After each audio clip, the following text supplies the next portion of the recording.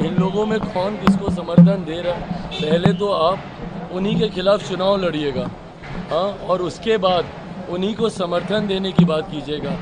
ये विरोधाभास नहीं है तो और क्या है। बार बार हम बोल रहे हैं कि इंडिया अलायंस की नीति ही क्लियर नहीं है, इन लोगों की नीयत ही क्लियर नहीं है। एक आम आदमी पार्टी है जो दिल्ली में कांग्रेस के खिलाफ कांग्रेस के साथ मिलकर चुनाव लड़ रही है और पंजाब में उन्हीं के खिलाफ चुनाव लड़ रही है। ममता बनर्जी जी जिनके खिलाफ चुनाव लड़कर जीत कर आएंगी, जीतने के बाद उन्हीं को समर्थन देने की बात कर रही हैं। तो ये भानुमति का कुनबा नहीं है तो और क्या है।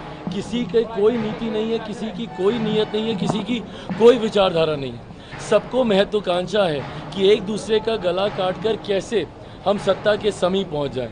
हकीकत है देश की जनता ये तमाम बातें देख रही है। देश की जनता ने बटा हुआ विपक्ष भी देखा है और प्रधानमंत्री जी के नामांकन और हर मंच पर एनडीए की एकजुटता भी देखी है।